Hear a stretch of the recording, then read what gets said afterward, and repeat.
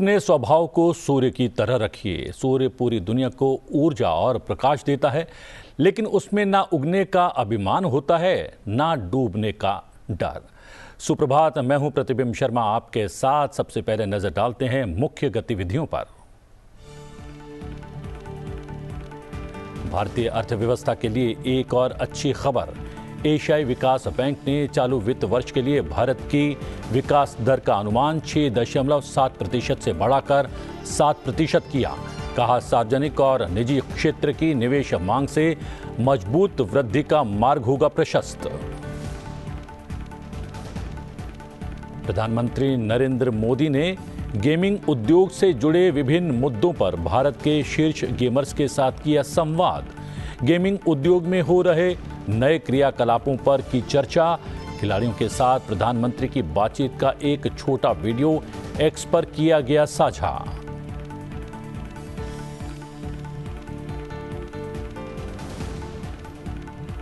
लोकसभा चुनाव के तीसरे चरण के लिए आज जारी की जाएगी अधिसूचना।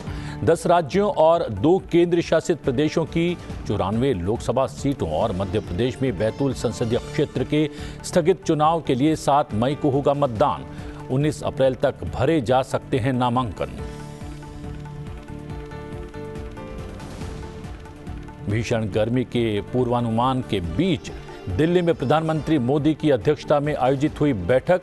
प्रधानमंत्री ने केंद्र, राज्य और जिला स्तर पर सभी विभागों के अधिकारियों को तालमेल के साथ काम करने का दिया निर्देश। दवा, पानी की उपलब्धता भी जांची। जंगलों में लग रही आग पर जताई चिंता।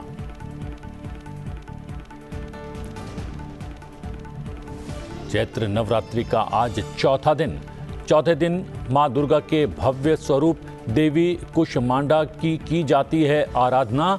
बल बुद्धि आयु में करती है वृद्धि मां कुष्मांडा। मंदिरों में उमड़ रही भक्तों की भीड़।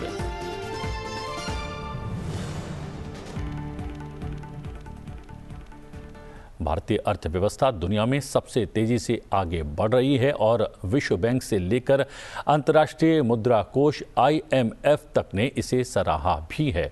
अब भारत के लिए एक बार फिर से विदेश से गुड न्यूज आई है। एशियाई विकास बैंक ADB ने चालू वित्त वर्ष 2024-25 में भारत के सकल घरेलू उत्पाद की वृद्धि दर का अनुमान बढ़ा दिया है। गुरुवार को ADB ने इसे 6.7% से बढ़ाकर 7% कर दिया।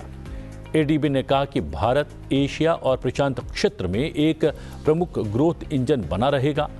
चालू वित्त वर्ष में GDP ग्रोथ अनुमान 6.7% से 7% करने के साथ ही ADB ने वित्त वर्ष 2025-26 के लिए भारत की वृद्धि दर 7.2% रहने का अनुमान भी जाहिर किया है।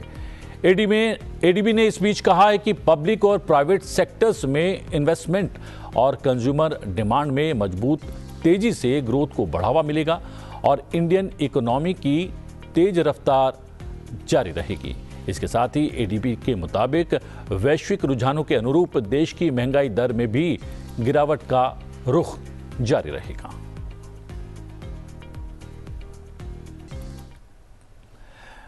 आम चुनाव 2024 के तीसरे चरण के लिए नामांकन आज से शुरू होगा।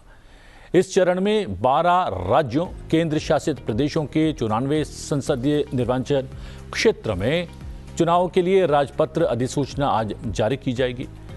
मध्य प्रदेश के बैतूल ST संसदीय क्षेत्र में स्थगित मतदान के लिए अलग से अधिसूचना भी आज जारी की जाएगी। तीसरे चरण के लिए असम, बिहार, कर्नाटक, महाराष्ट्र, मध्य प्रदेश, उत्तर प्रदेश और पश्चिम बंगाल, गोवा, गुजरात और छत्तीसगढ़ की सीटों पर चुनाव होने हैं।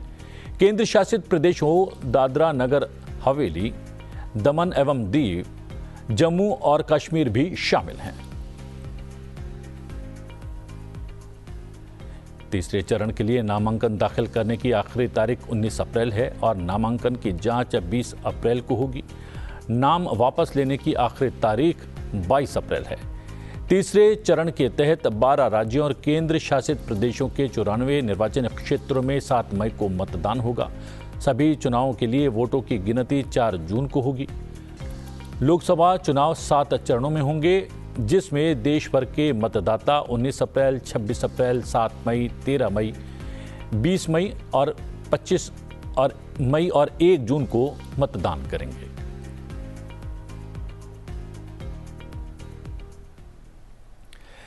देश लोकतंत्र के महापर्व की तैयारी में जुटा है। इस बीच चुनाव आयोग ने खास पहल की है।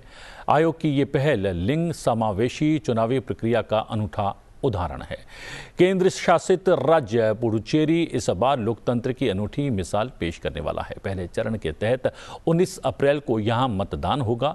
इस दौरान यहां के माहे जिले के सभी 31 मतदान केंद्रों पर महिला मतदान अधिकारियों की तैनाती की जाने वाली है।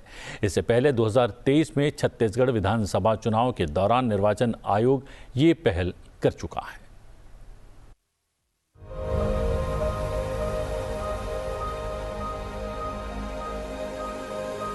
എടോ നിങ്ങൾ അറിഞ്ഞിനോ? എല്ലാ നിങ്ങൾ അറിഞ്ഞിനാ? സിസ്റ്ററെ നിങ്ങൾ അറിഞ്ഞിനോ?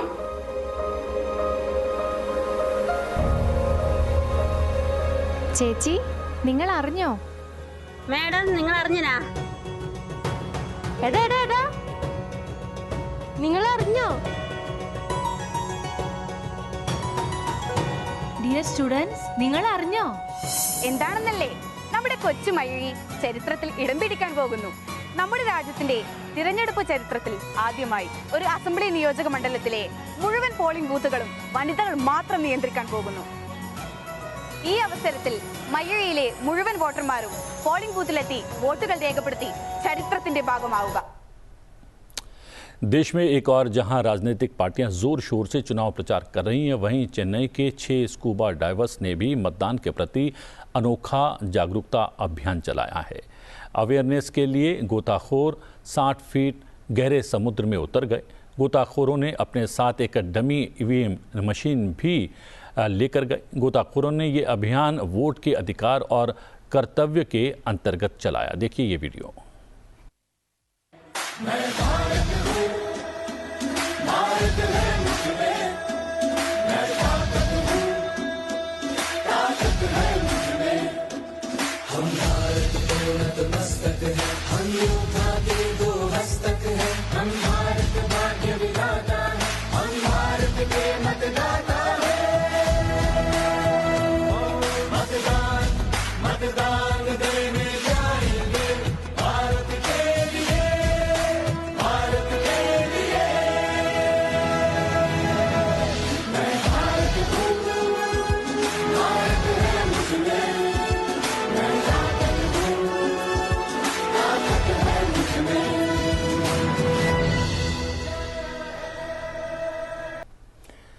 देश में एक तरफ चुनाव प्रचार बढ़ता जा रहा है तो दूसरी तरफ मतदान अभियान भी तेज होता जा रहा है। वहीं दूसरी ओर बढ़ती जा रही है देश भर में गर्मी भी। देश के अधिकांश हिस्सों में सामान्य से अधिकतम तापमान की आशंका व्यक्त की जा रही है। विशेष रूप से मध्य भारत और पश्चिमी प्रायद्वीप भारत में भीषण गर्मी के पूर्वानुमान के बीच दिल्ली में प्रधानमंत्री नरेंद्र मोदी की अध्यक्षता में एक विशेष बैठक हुई।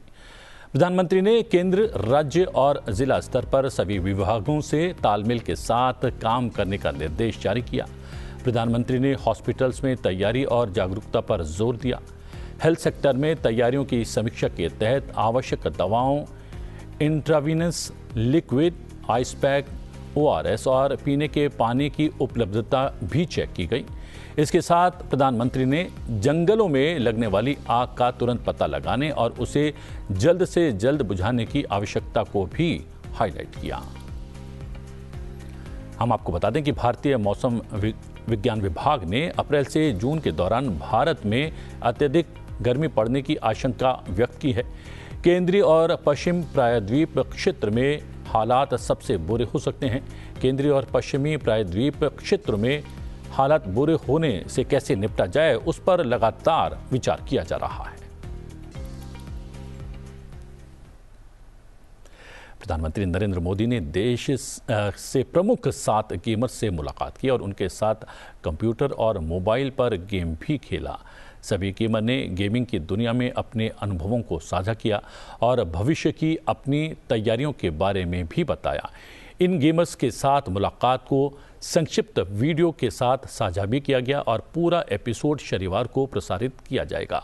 युवाओं और बच्चों में लोकप्रिय गेम बनाने वाले युवा गेमर्स प्रधानमंत्री मोदी को मोबाइल और कंप्यूटर पर उल्लास और दक्षता के साथ गेम खेलते देखकर आश्चर्यचकित रह गए।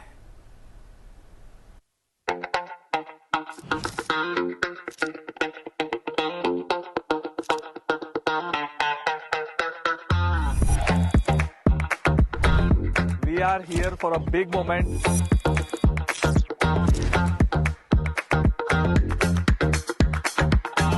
But that moment जब बस वो आ रहे हैं, हार्ट बीट स्टॉप हो जाने वाला मोमेंट था वो। स्वागत है आप सबका।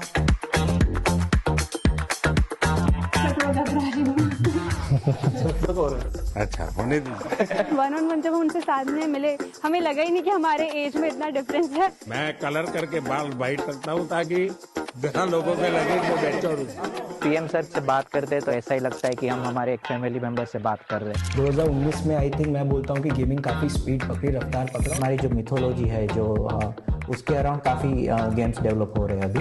गवर्नमेंट इज रिकॉग्नाइजिंग हमारी क्रिएटिविटी। सब कुछ मेरे आने के बाद क्या आपको फेस करना पड़ता है गेमिंग एंड गैम्बलिंग, इन दोनों की लड़ाई आपके सामने आती होगी, तब आप कैसे हैंडल करते हैं? सर आरएमजी और स्किल बेस्ड गेमिंग को बहुत हाई टाइम हो गया कि डिफरेंशिएट करें। और क्या लगता है लड़कियों का इसमें आना कितना संभावना बढ़ती है? जब मैंने शुरू किया था तो मेरे पास भी 100-200 ऐसे लड़कियों के मैसेज आते हैं कि हमने आपको देख के स्टार्ट किया। हमारे इंडिया में भी लड़कियां टेक फील्ड में और गेमिंग फील्ड में आगे आ रही हैं। ये आप पेन दीजिए। पहले तो मिला। सर बहुत जल्दी कैचअप कर रहे थे। अगर मैं अपने पापा को भी सिखा रहा होता ना, वो फर्स्ट ट्राई में इतना ज्यादा नहीं कर पाते। पीएम के साथ गेम खेलना आई थिंक ये वंस इन अ लाइफ वाला एक चीज हो गया जो मैं आई थिंक कभी नहीं भूल पाऊंगी। को कूलेस्ट पीएम को गेमर टैग देना चाहिए। तो वो हमें क्या कहते हैं, नमो OP India. Who is the biggest influencer in India? It's our Prime Minister. मैंने उल्टा दोस्तों में फैला दिया था कि खेलो मेरे साथ। मैं बीमार हूँ, तुम भी हो जाए।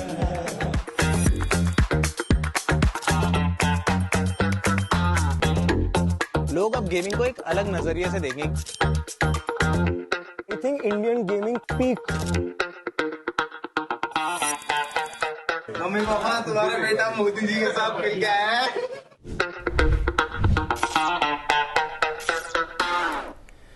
इस बीच हरियाणा के महेंद्रगढ़ में हुए भीषण सड़क हादसे पर राष्ट्रपति द्रौपदी मुर्मू और प्रधानमंत्री नरेंद्र मोदी ने गहरा दुख व्यक्त किया है। राष्ट्रपति द्रौपदी मुर्मू ने हादसे पर दुख जताते हुए कहा कि हरियाणा के महेंद्रगढ़ जिले में स्कूल बस दुर्घटना में अनेक मासूम बच्चों की मृत्यु का समाचार हृदय विदारक है। ईश्वर शोक संतप्त माता पिता और परिजनों को इस क्रूर आघात को सहने की शक्ति प्रदान करे। मैं घायल हुए बच्चों के शीघ्र स्वस्थ होने की कामना करती हूं। प्रधानमंत्री नरेंद्र मोदी ने दुर्घटना पर दुख जताते हुए कहा, हरियाणा के महेंद्रगढ़ में हुआ बस हादसा अत्यंत पीड़ादायक है। मेरी शोक संवेदनाएं उन सभी परिवारों के साथ हैं जिन्होंने इस दुर्घटना में अपने बच्चों को खोया है।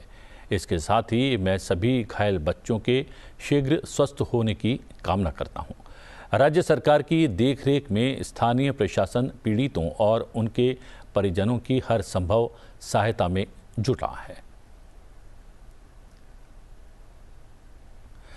चैत्र नवरात्रि पर्व है और आज चैत्र नवरात्रि का चौथा दिन है। आज के दिन मां दुर्गा के भव्य स्वरूप देवी कुष्मांडा की आराधना की जाती है। चैत्र नवरात्रि के चौथे दिन सुंदर छवि वाली देवी कुष्मांडा की पूजा करने से भक्तों के सभी दुख दूर हो जाते हैं और सुख, शांति और समृद्धि की प्राप्ति होती है। पौराणिक मान्यता है कि देवी कुष्मांडा का वाहन सिंह है। देवी कुष्मांडा को अष्टभुजा देवी भी कहा जाता है। देवी कुष्मांडा की एक भुजा में कमंडल, एक भुजा में धनुष और बाण होता है। इसी तरह अन्य भुजाओं में कमल पुष्प, शंख, चक्र, गदा, सिद्धियों से युक्त माला और अमृत कलश होता है। मान्यता ये भी है कि नवरात्रि के चौथे दिन मां कुष्मांडा की पूजा करने वाले साधक की सभी मनोकामनाएं पूर्ण होती हैं और भक्तों को सुख सौभाग्य की प्राप्ति होती है। इसके साथ ही पढ़ने वाले विद्यार्थी यदि कुष्मांडा देवी की पूजा करें तो उनके बुद्धि विवेक में वृद्धि होती है। दुर्गा माता के चौथे रूप में मां कुष्मांडा भक्तों को रोग, शोक, विनाश से मुक्त करके आयु, यश, बल और बुद्धि प्रदान करती है। नवरात्रि के इस अवसर पर देश भर के मंदिरों में भक्तों की भीड़ उमड़ रही है। दिल्ली के छतरपुर स्थित मां कात्यायनी देवी मंदिर में सुबह की आरती की गई। वहीं दिल्ली के करोलबाग स्थित झंडेवालान मंदिर में माता का आशीर्वाद लेने के लिए भारी संख्या में श्रद्धालु जुटे।